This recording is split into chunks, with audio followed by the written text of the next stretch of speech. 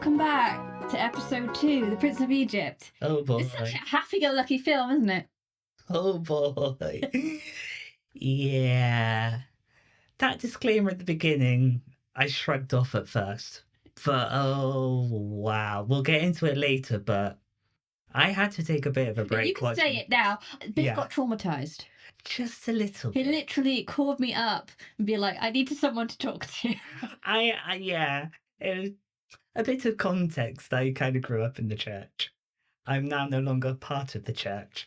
So my childhood memory of the story of Moses compared to this film, it was, I don't know the word. Much nicer, much more kid-friendly. Yes, it was sugar-coated. Yes, there you It go. was very, oh, this is full of hope. He freed his people. Which is like, yay, go Moses. Like, pep squad cheer rally kind of like, yay. And then suddenly, this film, ooh, they do not shy away from brutality. No. Yikes. I mean, I'm going to try and be considerate of people's faith here. I personally am not Christian or Jewish or any of the things that follow Atheist. Jesus' faith. I'm not an atheist. Agnostic? I have a religion, but Yeah. that's my business. Yeah, that's fine. But you are atheist, aren't you? Yeah.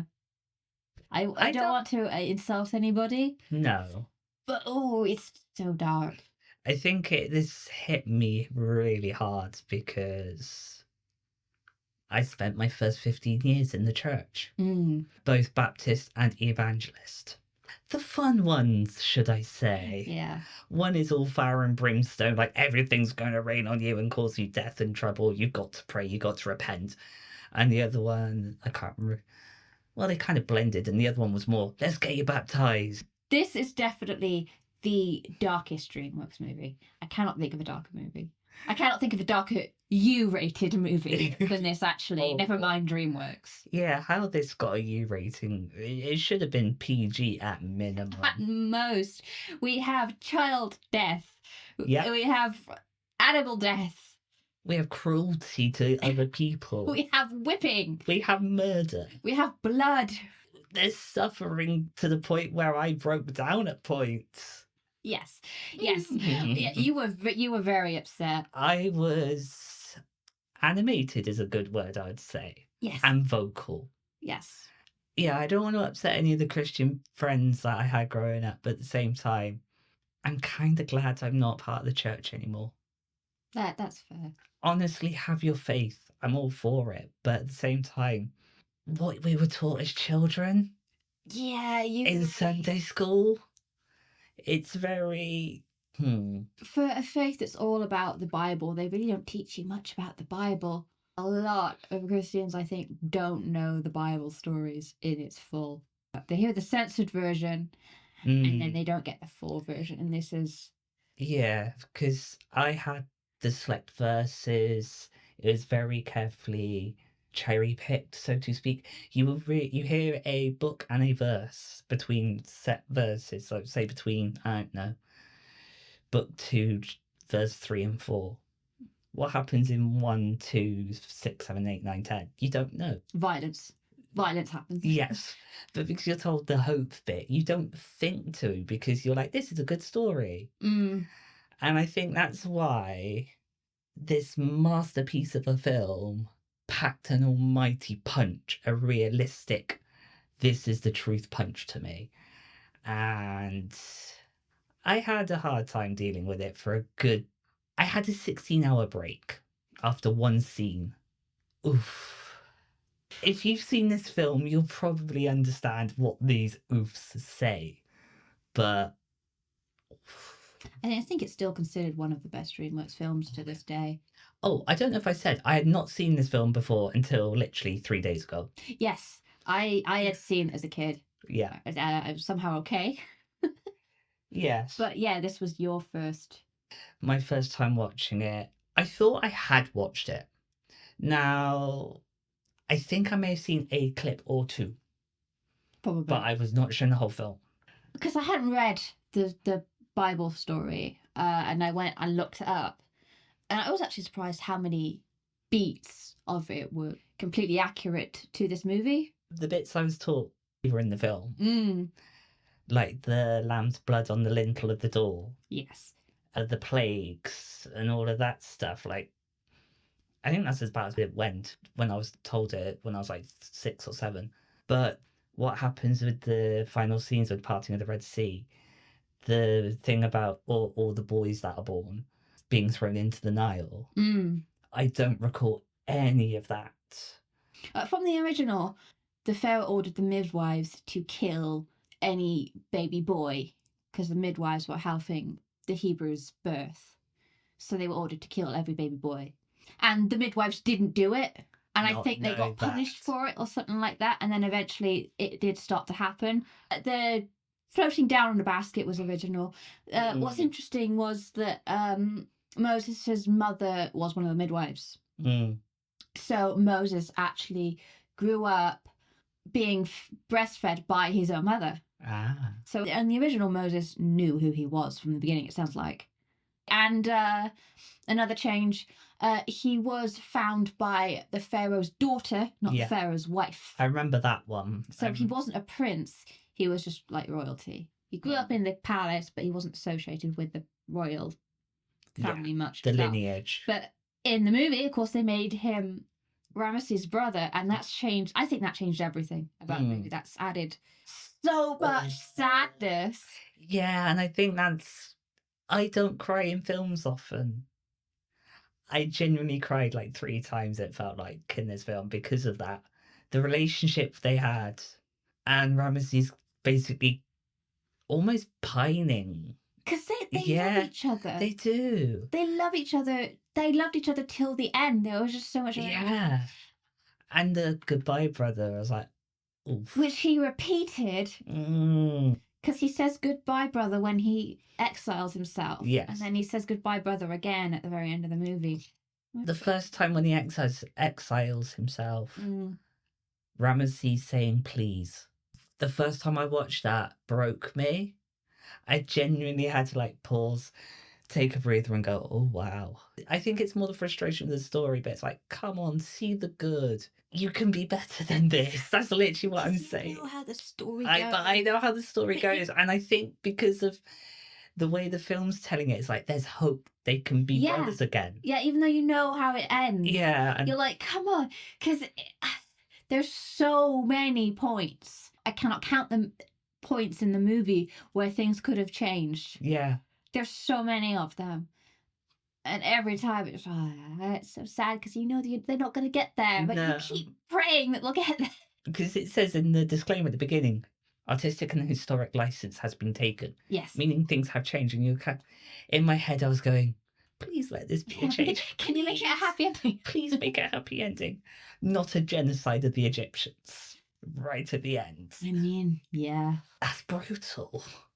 I could hear it in my head, though. It's tit for tat in the sense of they killed all those Israelites or Hebrews or whichever version you know of. Yeah, they killed the innocent baby Hebrews, so God killed the innocent baby Egyptians.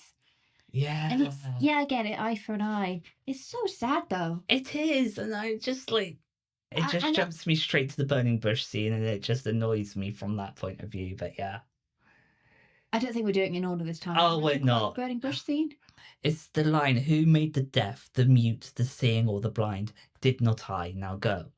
So you're claiming to bring this suffering to people. It's like bragging about it, if that makes sense. It's basically, who made these people? I did. I was thinking about it yesterday, and I'm wondering if it was taken like incorrectly out of context. Yeah. You read to chapter 3 of this, didn't you? And then you stopped. Yeah, because... But the conversation with Moses and God, the burning bush, oh God, it went on for so long. It was so much back and forth. There was loads of Moses going, but I don't think I can do this. And God's like, yes, you can. Here, let me help. Oh, but I'm not good at talk. Because, so in the original, Moses isn't good at talking. It's actually his brother Aaron that talks for him. Yes, because I remember the bits of it, I think God comes to both Aaron and Moses, and you don't see that in the film. God sends for Aaron to come to Moses. So yeah, there's a lot of Moses going, yeah, but what about this? And then God is like, okay, let me give you a solution to it. And then God eventually snaps. It's like, if I was having that conversation, I was God, I was also start yelling, because it's like, Moses, stop making excuses. I'm trying to tell you to do something here, for goodness sake. But from the film point of view, yeah. Because it went on for a while, I don't remember the exact pattern of the conversation. I think he says, who made the deaf, the mute, seeing, and the blind, after Moses comments on his speech impediment. He says he's slow of speech. So I think, and I only just thought about this today, I think that line is actually Moses going, I'm not good at talking, I've got a speech impediment. And God's like, yeah, I know, dude. I made you. So get going. That makes a whole bunch more sense, because the way it felt to me in the movie is Moses is a cowering little wreck kind of thing. It's kind of, they make him look small. And God is like going, do what I say. That's kind of how it feels. It's like, I don't think it's too bad, because Moses was, he was making excuses at that point. And he only made one excuse, to be fair, which is very different from what he did in the original. Yeah, because in the film version, it's like, God yells at him. Yeah. And then he sees he's scared Moses, and he's like, oh, Moses, come here.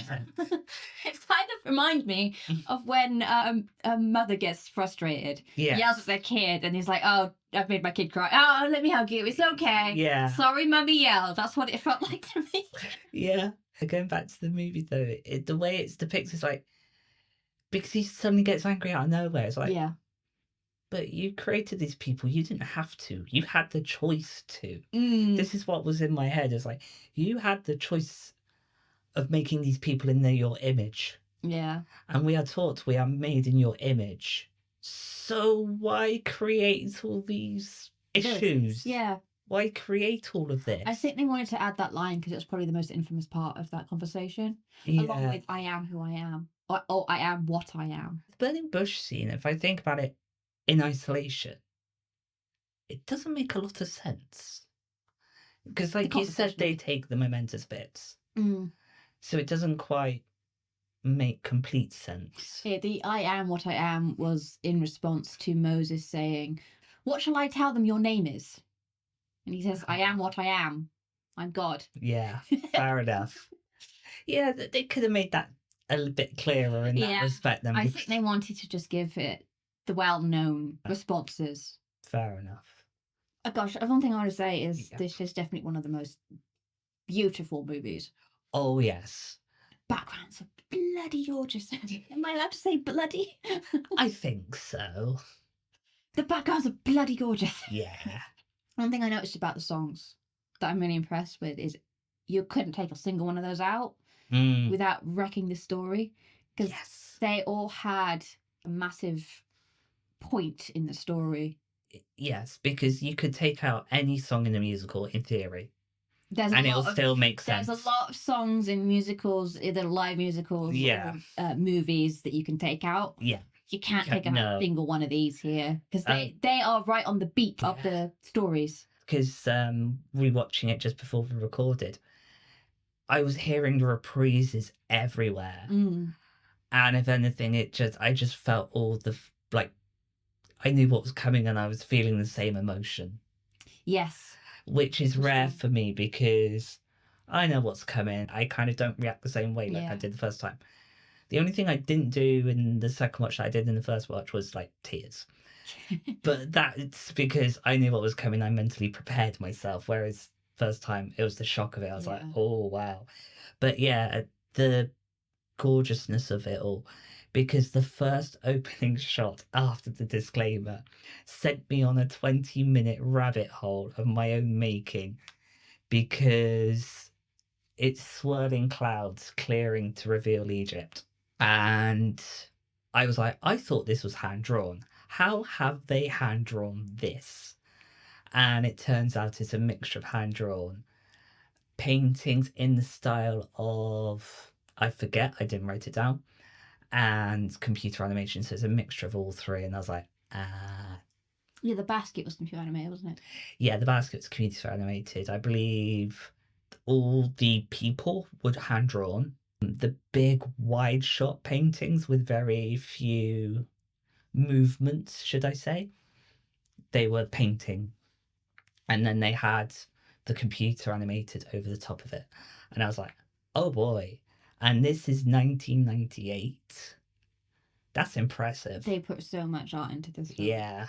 Still one of the prettiest films I've seen, I think. It's stunning. It's absolutely gorgeous. This is when it starts feeling like DreamWorks. Because I know DreamWorks always has, like, DreamWorks makes some really pretty movies. Oh, in yeah. my opinion. The colour symbolism of, for example, Moses as being associated with red and Ramesses being associated with blue. I really like that. It's something I noticed as well. Moses being associated with red and Ramesses associated with blue, but underneath Moses's robe is blue. And I'm like, oh. I didn't pick up on He that at still all. holds Ramesses close to him. Yeah.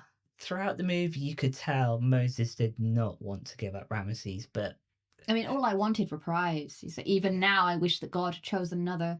One of the lines he makes. Oh, yeah. Yeah. Final, yeah. I want to talk about the music for a bit because oh gosh, I was already saying like every one of them is so good. Like the first All I Ever Wanted, I just really like listening to that song and like the panicked breathing that is going on between the lyrics. There's so much voice acting in the song as well. Yeah. That is really good. Through Heaven's Eyes, which I think is probably my favorite song. It's just the whole following his life through the years, being there. In Midian. His growth. Yeah. And all that. Like such good storytelling in the song. Playing with the Big Boys Now is probably my second favourite. Because You're playing with the big boys now. Yeah. And then the All I Ever Wanted reprise is really devastating. Because you've got Moses going, I don't want to do this. Especially, this was my home. Because in the original... Yes. He says, this is my home. And then he goes, this was my home. This was my home. I don't want everything destroyed. This hurts. Yeah. I wish you would stop being a stubborn idiot, Ramesses. Yes. And then Ramesses' first line is, you were once my brother. How could you have come to hate me so? And it's like, no, he doesn't hate you. He loves you. He doesn't hate you. This hurts him. Yes. And then he yells, is this what you wanted? And it's like, no. That's what I was going to say with the songs as well, because almost all of them is a passage of time passing.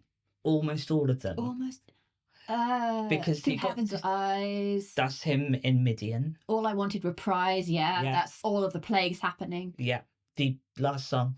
I like the movie version. I don't like the Celine Dion and All I Want for Christmas person. Yeah, we were just talking about that. That version was like a really popular song and it won awards. Not to my taste. It's just not to our taste, yeah. I personally don't like the runs that... and I don't like the breathy hearing that. And I think especially after There Can Be Miracles. That's it. In the movie... it does somewhat lack because There Can Be Miracles in the movie was so strong. There were so many emotions. God, that was really good because it's right after Moses has permanently broken his bond with Ramesses, and there's a sadness, like they've just been freed and they've got what they wanted, but there's still this sadness to it. Yeah, and the song starts off sad. It starts off. It's like you did the right thing. Of emotion going on. Like, we know this was hard, but there can be miracles when you believe. And then it builds and builds and builds. And my favourite part of the song is when you've got the little girl singing. And then you get it joined by all the other children. Yeah. And then everyone joins in. And then just the rise of it is beautiful. Because it's very like... Da, da, da, da, da, da, da. And then it goes, and then as it builds, it gets faster and faster and cheery and cheery. And it's like, come on, let's everybody go. It's sort of like not a chorus, it's almost like a lullaby. What do they call it? Yes. And then it builds up into a crescendo. Kids playing, and then they get higher and higher. I think this is like the emotion that everyone's experiencing because they're all leaving, and there's a lot of people that are passively doing it because they're like, is this really happening? They're sort of like almost on autopilot because it's like, wow, this is happening. And then it's a slow realization. Wait. We are free. there is joy. Yeah. It's like, it's such, the build-up is beautiful. I can't get over it. It's so well done. It allows you to smile. Yes. It doesn't force the joy on you immediately. It lets you get over what you just witnessed. Yeah, because the scene before then was the scene that caused me to stop, which was God coming down, basically. And if you did not have lamb's blood on the lintel of your door, your firstborn child perishes. And what broke me was seeing that one child's arm. The child, yeah. And it's also hearing the final breaths. Oof. The first one was tough. The second one was brutal. The third one, yeah. And then you see the exchange between Ramses and Moses, because Ramses' son has fallen victim, and then it builds into with the pure silence. Dead silent, yeah. And it leads into There Can Be Miracles. And it gave you the permission to basically feel hurt. For just that little moment, yeah. Moses is breaking down. It was almost like the song, like you were saying a few moments ago. It was like holding your hand going, it's okay.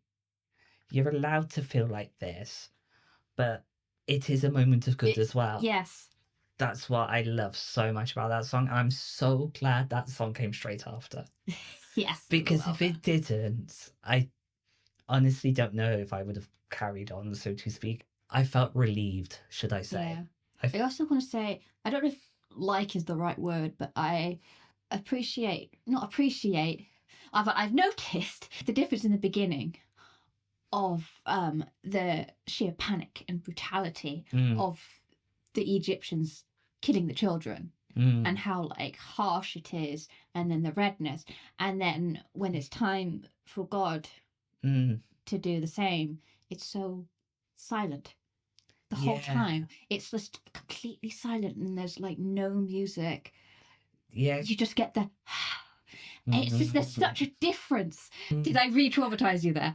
No, it's just it's too soon. It's hearing the noise. It's like, no, I don't like it so much, but I like it so much. It's so haunting as a storytelling device. Chef's kiss. Yeah. In terms of how I feel, hated it. Yeah, because it's basically the same thing of like killing the children, but God, there's such a difference between those two scenes. It's got crazy like juxtaposition. Even God's quiet violence is horrible to witness. Because the water into blood in the river. Yes. Again, is very still, very quiet. And I'm only just seeing it now, how still and quiet it was compared to the beginning with that brutality. I found it kind of funny. Wow. I've got to say, I found it really funny that the guards freaked out of the blood. It's like, is it not your job to, spill it? Shouldn't you not be used to blood being on you? But you freak out at the blood? Okay. I think it's more the fact they're standing in the river and it's surrounding them on all sides. Yeah. I would be creeped out. Like, where did it come from? It's like, And I don't know if you noticed, the little circle around Moses was clear. I did, yeah. I thought that was very clever. It was also in the original storyline of the priests. I don't know if it was two priests or what, but the priests were able to replicate both the snake and the blood in the original story as well. And then when I got to the other one, they couldn't do it. So I was like, oh, that bit was in the story? That's cool. Oh, I didn't know that. I don't think I actually read the story so much as I read a synopsis of it. I see. Beat to beat of it. Yeah. So I don't know if they actually recreated it or if they mimicked it, used trickery the same way that they did in the thing. So that's just funny. They're such magicians. I don't call them priests. They're supposed to be priests, but I just call them magicians. They describe themselves as magicians. They actually do. One of the lines is, watch a true magician. That's it, yeah. Because they actually use misdirection as well. Yeah. So when they turned the sticks that we both agreed looked like lightsabers into snakes, they did a flash so you couldn't see. It's like, okay, so you just switch those out. Come on, man. That's like the oldest trick in the book. Because the reveal of the who we find out later to be Zipporah, it's a big wave of incense. And oh, look, there's a box. It's like, oh, okay, I get it. Yeah, you're charlatans, basically. I just want to say it's Sephora, because we haven't talked about her yet. Oh, no. She immediately became my favourite character. Oh, yeah, with the bite. Yeah. When she snaps. With the bite, and then she pulls the rope out and starts whipping it around. I was like, yeah. Wow. Yeah, she's amazing. I was like, damn, you're not frightened. It's like, where do you come from? And then when we find out about Midian, and we realise it's kind of run by, well, yes, it's run by Jethro, but it's kind of run by the girls. They're seen as equal. You see more females than you do males in there. I think everybody's sort of equal in Midian. Yeah. Or at least in the movie they are. And Jethro's just, guy. He's just a guy who's fathered children. Yeah. He's the guy who shares the story of God. He's more of a storyteller than a chief. Yeah. In a way. Did you notice, though, when they first meet Zipporah, Moses goes, "Oh, you're not much of a snake charmer, are you?" And then when he goes back to back to Egypt, being married to Zipporah, Ramesses calls him a snake charmer. And I'm like, oh, I like that. I didn't notice it at first. I thought that was after he did the staff into the snake. It was, but I think it was kind of funny that he came back married to Zipporah, who was known as a desert cobra. Yes. It was like, oh, he charmed the snake. That was a well-hidden in-joke if it was meant to be a well-hidden in-joke. Because I didn't pick up on that, and I'm normally the one who I don't know if you even noticed Zipporah. No. It's probably a coincidence, but I just found it quite amusing. I loved Zipporah so much in the sense of when Moses first rides in Midian and rescues her siblings from the, I don't know what they were. Jethro calls them brigands. Yeah. And then Zipporah sees him being pulled up from the well and goes, "Oh, it's you." And that little look of, oh no, from Moses. Let me just let go of this rope, just like you did to me. And the shirt flick thing they do. Mm-hmm. It's like, yep, job well done. And that's why Dad says she'll never get married. Oh, I am so thankful for this scene because I could laugh. I needed the comic relief. Yeah, because it was right after that. Because that was about 40 minutes in, and there was not really a reason to laugh after the first 5. Because you have the chariot scene at the beginning. Miriam's amazing as well. Miriam was my favourite. That was a strong moment as well of just believe. Her repeating the last lullaby song. Oh, right. And his whole reaction to that. The almost PTSD / panic attack he had. Yeah, because you mentioned it's like Moses suffers from panic attacks. Yeah. Because I honestly thought it the first time I watched it. I was like, ooh, you have anxiety disorder. You suffer from panic. It was very much, that's how it felt. It was like, I've just taken this information. I don't know what to do. Oh, my world is collapsing around me. And that's what made me think he suffers from panic attacks. I mean, I don't think he did until that moment. No. Because his life was like so chill, nothing to worry about. He's never going to have any responsibilities in the future. No. His father, quote unquote father, doesn't even seem to care about punishing him because he's like, it's all Ramesses' fault. Yeah. It's fine, don't worry about it. So this is his first... This is his first taste of something going very bad. And it's a big thing. I wouldn't be surprised if that gave him anxiety. I think that'd give anyone anxiety. Yeah.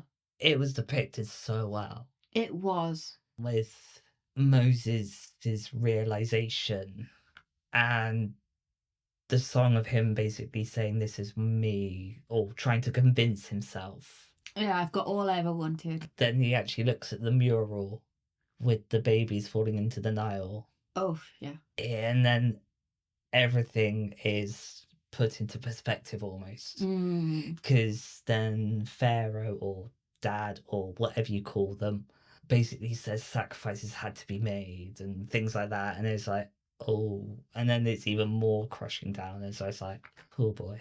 Oh, my son. Yeah. They were these slaves. It's like, no, they weren't. That was a very, very dark. I can't tell if Seti knows Moses' origin. I don't know. Because obviously his mother knows, but his mother clearly guessed that he was Hebrew. Yeah, I believe, if I remember correctly, they found the child and they logically put two and two together. But yeah, come to think of it, don't know about Pharaoh. Because I can totally imagine Pharaoh being so oblivious to what's going on with his wife and his family that she just shows up with a baby and he just accepts it. It's like, oh, she must have been pregnant and I didn't even know it. I could totally imagine doing that. On that note, actually, I do like that the Egyptians basically just as faithful to their gods as the Hebrews are to their god. Because Moses' mother, she's basically like, okay, I know that you're a Hebrew, but you floated down to me on a basket, and clearly that was from God. So you are a child from God, our gods. Yeah. She believes it to be the Egyptian gods. Yes. So you are mine, and I will adopt you, no matter what. Because when Moses questions it later on, response is, we didn't choose you. The gods did. Yeah, we do not ask what is given to us. Yeah, we do not. When the gods give you we do not blessing, ask. You don't ask why it was so. Yes. And I was like, that's nice. It's just kind of made me like why can't more people be like that? It's a great mum. Yeah. It was very comparison to that. And so that's something I wrote down. Bad dads create bad people. Ramesses basically never got over Seti shaming him. Because that carries with him throughout the rest of the movie. What was the line? Link. You were a weak link in the chain, and he never forgot it. No. Even when they meet up again, he says, I bear the weight of my father's crown. And I'm just like, it's not your father's crown anymore. It's your crown. Let it go. Your father's gone. It's your choice. He was making his choices based on what he thought his father would have done. He always sought approval. Yeah. Always sought approval. Because all he had to do was believe what he was telling his subjects. I am the morning and evening star. Believe yourself, Ramesses. Yeah, come on. Because Ramesses. Honestly, if he believed in himself as much as he tried to appeal to his father, he would have been 100 times better than Seti. Yeah, because that's why I will not be the weak link. You don't have to be. You now are the one in charge. You're doing the classic causing your own downfall thing. Fulfilling their own prophecy by trying to avoid the prophecy. The entire movie, you're just begging Ramesses to open his eyes. Yeah. You're like, because you're so hard to hate. You can't even hate him at all. No, and that's what I think affected me so much. Yeah. It's because being brought up, I was almost taught, hate the Egyptians. That was the underlying base note of the story of Moses. You hate the Egyptians, you like the Israelites or Hebrews. There's good and there's evil. Yes, and you are on the side of good, so you follow Moses. He set the 10 Commandments, la-di-da-di-da-di-da. But at the same time, the way DreamWorks told it, they made him feel human. Very, very human. He wasn't well adjusted. No. He wasn't well adjusted. And don't get me wrong, I know he owned slaves. Yeah. I know he hurt people. I know people almost definitely died under him. And he was going to repeat what his father did with the killing. But we believed he could change and turn a leaf and stop all of that. Yes, he could have. I still believe that of him. We're two older children here, and when Ramesses and Moses are getting yelled at by their dad, and it's all on Ramesses' fault. Even when Moses tried to stand in front of him, I, as an older child, felt that. Me as eldest, same. And I think that also probably affected him a lot. That even if someone else was the main person in charge, it's always his fault. He's always, he's not good enough. He was never good enough. No. And he never got over that not being good enough. Although we don't see it, I believe Ramesses at the end, because we see him screaming for Moses at the end on that rock. I hope in this version in my head This is what I imagine, and this is what I want to truly believe. He goes back to Egypt. Yes, he licks his wounds for a little while. He's allowed to feel bad. He's allowed to feel sorry and all of this. But he's going to find, I don't know, someone who's going to just say one thing to him, and he'll be like, that's it. Everything changes. And basically doesn't tear down the pyramids, but basically the equivalent of. And basically says, I'm starting anew. Yeah. A bit like what Moses is doing with his people. Yeah, nothing is going to stop me from believing that. He deserves happiness. From the DreamWorks version, he deserves happiness. He does. I think in the original version, the Pharaoh, who isn't named, but the Pharaoh, I don't think it's told in the original part of that story, but I heard apparently they either drown with the rest of them, or they become a wandering storyteller. Okay. I don't actually know what happened after. I don't either. I don't. I wonder if it's ever told. Oh, do you mean like? I mean, what happened to Moses? Oh, I remember roughly what happens to Moses in the sense he travels for 40 years and all of this. Oh gosh, in the original story, the Hebrews are not grateful at all. They're just whining nonstop. Oh, like, yeah. Oh, why did you rescue us? We liked it there because now we didn't have to walk. We got to walk everywhere. Now we got to get our own food. And yeah. Poor Moses just performing these miracles left and right, and they've always got something going on. Yeah, because this is another thing I thought, because when I read about the Prince of Egypt or whatever, the bit at the beginning, I thought, are they doing the whole of Exodus? Because it says this book is all based on the book of Exodus. And I was like, when are we going to get to like Passover? When are we going to get to the 10 Commandments? When are we going to get to this? And it's like, no, we're ending it at this point. It's like, oh, okay. That would be an excruciatingly long movie. I am kind of glad they haven't made a sequel. Because... I mean, they made a prequel. Did they? Yeah, Joseph, King of James. Oh, but that's, I mean... That's a prequel. Yes, I know. Yeah. But that's before... But that's also told that's in Genesis. But what I mean is a sequel of the remainder of Exodus. Because, like you said, the travelling for 40 years in the desert or whatever. Yeah. Honestly, I don't recall them going on about the grumblings and the moanings and and like basically Moses putting miracles out of the wazoo to try and keep them happy, and they're not grateful. That wasn't really told to us. Well, yeah, because we were just told the Passover bit. They're not going to tell you that everyone was whining. No. We were told he travelled 40 years and he kept their hopes up with the miracles kind of thing. That's how they survived it. But, yeah, the story of Passover, the story of the 10 Commandments, the story of them settling into their new place, kind of all glossed over.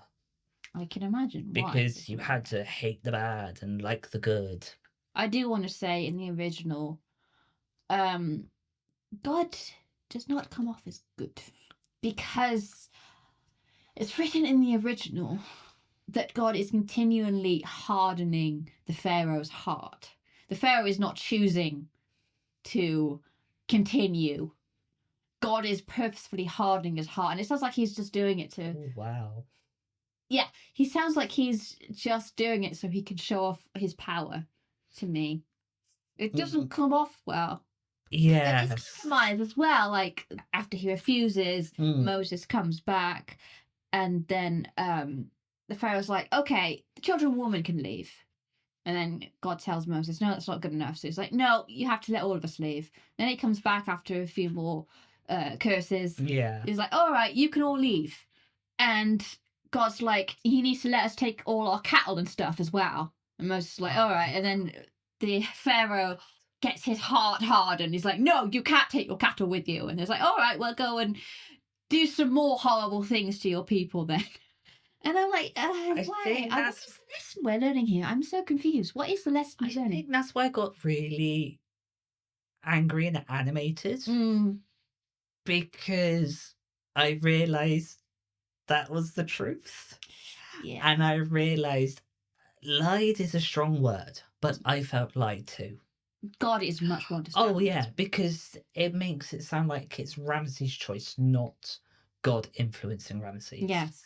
But the whole thing of God not getting his way, so he's just going to smite people. He's just going to bring suffering. He's going to bring horrors of great nature. And, of course, me with the sugar-coated version was told, yes, these plagues happened, but it was told in a way where only a few people died, not swathes of And it was the people. Pharaoh's fault, Yes. not God. Yeah. Yes, and it was all the Pharaoh. And if the Pharaoh decided to do this, it would have been fine. It's like, But this movie, I knew my brain was trying to remind me of something. When Moses exiles himself and he stubs his foot. Ouch. Yeah. Yes. And in rage, he basically removes all the Egyptian iconography off of himself except for the ring. And then a sandstorm comes in and he just opens his arms up. And I'm like, are you accepting death right now? Wow. I was sort of thinking that, but then the very next second I was thinking, close your mouth. Yeah. You don't need to die with sound in your mouth. I know, it's like, Close your eyes. it's like, isn't this hurt? Isn't it like sandpaper on your skin? Doesn't this hurt?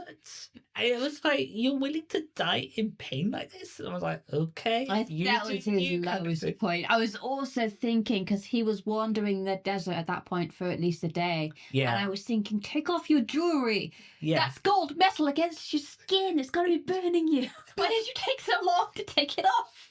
You fool. Cartoon physics. Yeah, the ring. Yeah. The ring represents so much. I know, when he hands it back. He had it for years and he gives it back. And Ramesses wears it throughout the rest of the movie. Till the very end, he's got it on. Even when he's chasing them down, he's got that ring on. And it's so much symbolism. It's like, you're not over it.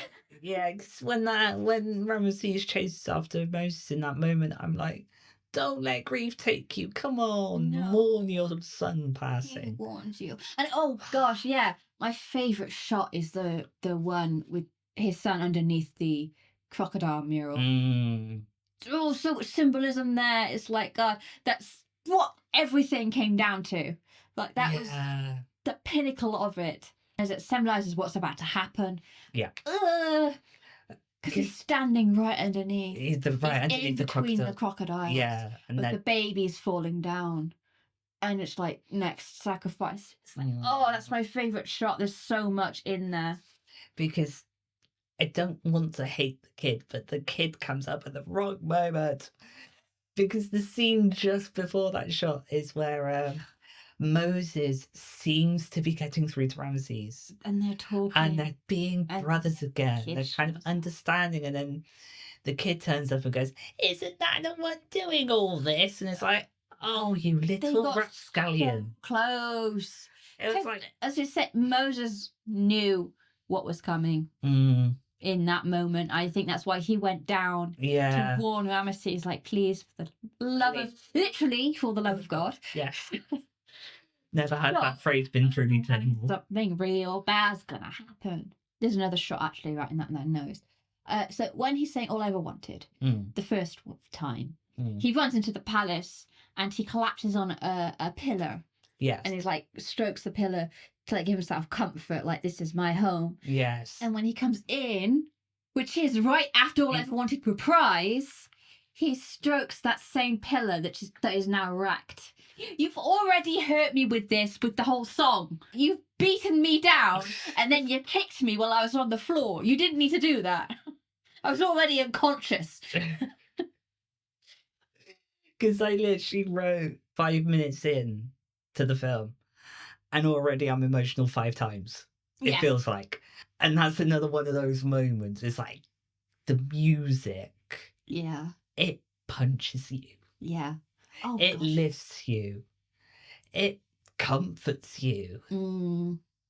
Hans Zimmer, genius. He is. I think I told you this before, but I didn't remember much of the film.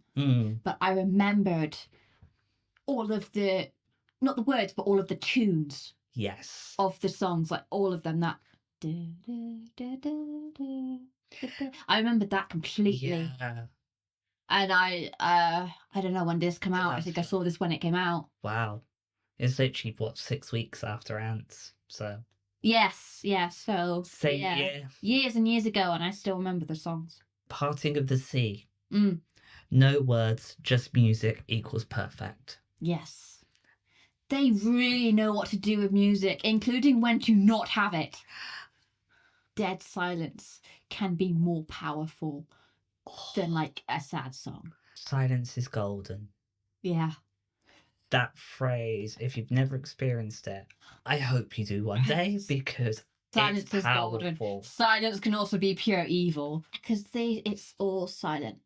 No, yeah, it's silent. It starts with the silence, I think, as Moses was talking about what's about to happen, and then the God coming down and smiting them is all silence. It's somewhere and then it's within silence that scene. while the Pharaoh is carrying his son, and then it's silence when Moses is breaking down, and then the next taste of music is Miriam. There can be miracles. It's Miriam going, "It's okay." I can't think of a stronger scene than that. I really can't. Of course, yeah, you hear the odd sound, yes, but yeah, it's literally that's final scene convincing right through to there. That's a good 2 to 3 minutes. That is a massive chunk of silence.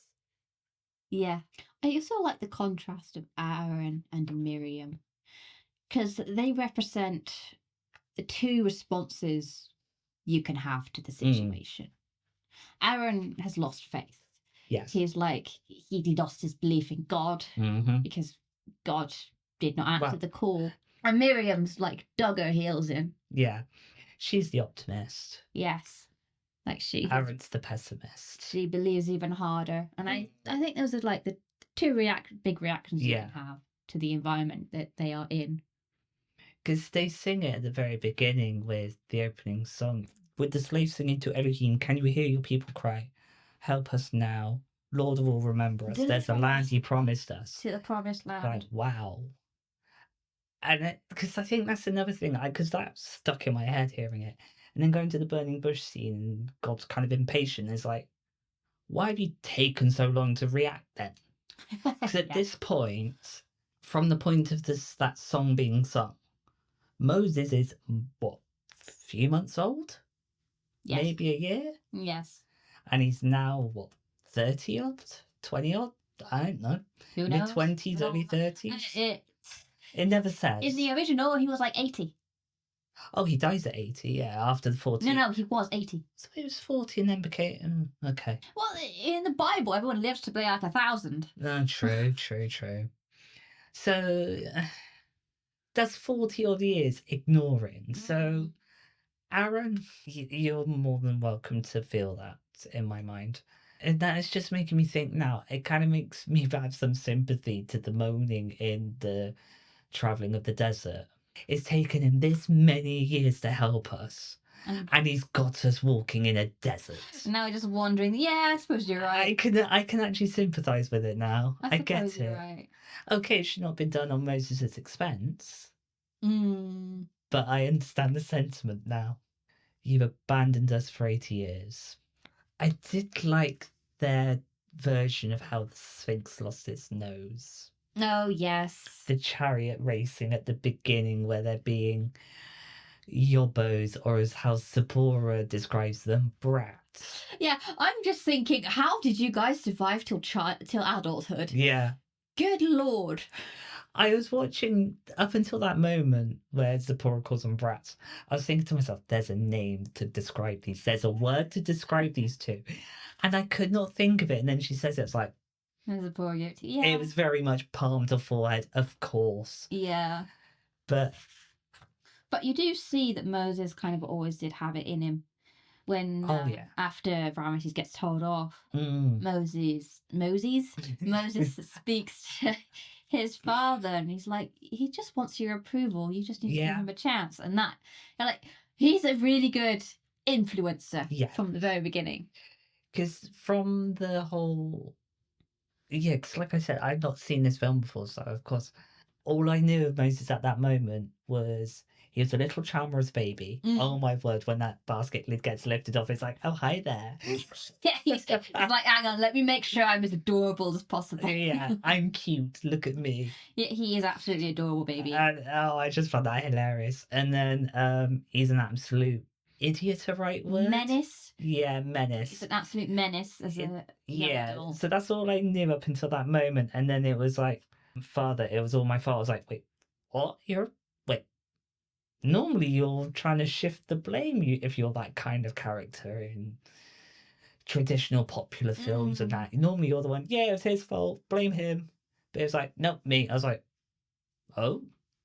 It kind of blindsided me almost. I was like, wait, what? Okay. Yeah, I don't think it's clear that Moses, like I said it earlier, Moses grew up without any concern. No. Even when he's like getting yelled at, it's Ramesses just getting yelled at, Moses is just there. And Yeah. if his father's like, oh, you don't never have to worry about a bird, and it's like you can still, teach him. Yeah. They're treated so blatantly differently. It's like, oh, you're the second born, you don't deserve to go to school. It's almost like that kind of Except the other way around. So, yeah. Sorry? It's set the other way around. Oh, yeah. Like the firstborn, it's like, okay, you have to do everything. You get all the chores. You have to get all the grades. And the secondborn, you're like, oh, you can go play. Oh, don't worry about doing homework. Yeah. That's what they're like. Really weird kind of dynamic. But at the same time, it makes total sense because they're the heir to the throne. Yeah, Ramesses is the heir to the throne, and Moses is just kind of there. Because he does show kindness from the beginning. Who does, Ramesses? Moses. Yes. Like, he shows he could be capable, but he was never... I mean, he was taught to see the slaves as below him. Yes. So it's no wonder he's kind of a brat, because he's grew up in an environment where he's taught that he doesn't have to have responsibility, and he's better than everyone else. Of course he's the way he is. Of course he's going to be entitled. Of course he is. But you kind of see it within that scene where he's talking to Seti, where he's very much... He understands what's going on. Yeah, so he doesn't well. have any responsibility, he still accepts responsibility. Yeah. Even though he thinks he's better than everyone else, he still shows guilt about treating Zipporah the way he did. He even tried to protect her when the guards went to, attack when she was going nuts with that whip. Because Moses letting her fall into the water, and then that look to the queen, that withering look down changes everything. Yeah. That is the moment where Moses goes, oh, I made a royal boo-boo with that, and instantly wants to make it right, which is nice. It's nice to see they don't dwell on it. It's like, oh, am I being good? Am I being bad? Am I doing this? Am I doing that? He's also like chill with Miriam when they first come across each other. Yeah. She spills the water on his feet, and he just laughs it off. Yeah, I feel he doesn't exactly follow through with threats, so to speak. I think it's expected of him to say, you will pay for this, you will be punished. But inside it's like, I've got no witness to this, you're fine, go away. He'll probably forget about it. Yeah. And I think that's, if Ramesses was with them, or Pharaoh, anybody of the royal court, so to speak, then they would be expected to follow through. Ramesses would definitely follow through. Yeah. Because all he's thinking about is impressing his dad. Yeah. And that's all he thinks about. Because when we see what I'm calling the throne room, the one where we have the side shot and we see the statues, Ramesses is like twice the size of his father's. Yes, of course he I is. noticed that, and I was like, I remember saying the first time I spotted it, I was like, so you're proving yourself to your father by saying, I've got a bigger head. I think the moral of this story is don't listen to your parents. Otherwise, please do if they actually, if they mean well. If they mean well, please do. If listening to your parents could cause genocide, maybe don't listen to your parents. Just saying. I think we covered ourselves with that. Okay, to make an actual moral lesson, aside from the fact that it's a Bible story, which are so morals, I think the moral is don't live to impress someone else. That's what Ramesses' downfall was. Yeah.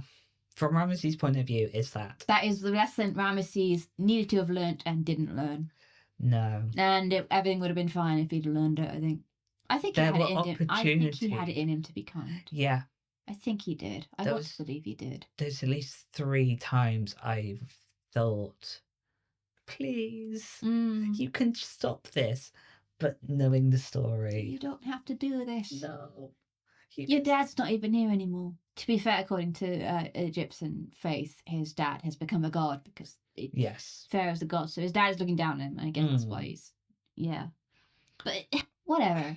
Your dad was a bad dad. I'm sorry, he was a bad dad.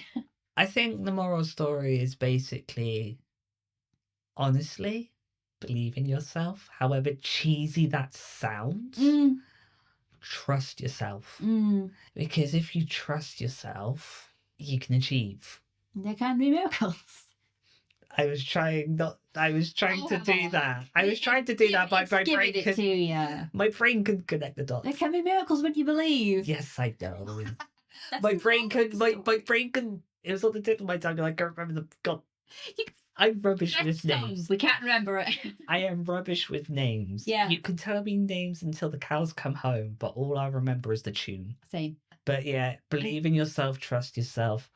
Don't listen to the Celine Dion and Mariah Carey version. Listen to the actual in-movie version of the film. The Celine Dion and Mariah Carey. Oh, true. Yes, it's not my taste. It's popular for a lot of people. It's just not popular for us. That's fine. You can like whatever you like. I heard it described as a banger, and that confused me. That's all. That's all it was. It confused me. No. Yeah. This is definitely the darkest DreamWorks movie. Okay. I'm still going to get traumatized with other films. I mean, I hope so. From my memory, this is the darkest DreamWorks movie. And of course, as much as I wish it was true, I haven't watched every single DreamWorks movie in the world yet. So maybe there's a darker one there, but I'm pretty sure this is the darkest one.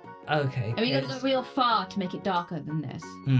Because the next one in the list is The Road to El Dorado. Oh, that is a fun movie. You like the movie? I have never watched that either. It's your type of movie. Good. I like it already. I just know it's about a couple of jokesters. I think it's like the exact opposite of... No, it's literally the exact opposite of this, because I just remember there's so much blasphemy in this movie. There's so much blasphemy in Road to El Dorado. It's all blasphemy. Nice. Meanwhile, this was a Bible story. That is... Oh, that's really funny that those came. That is one of my favourites. I cannot wait. Alright then. Hopefully you'll hear us next time. Yes. I don't know. I have to catch a bus now. Oh boy. Bye.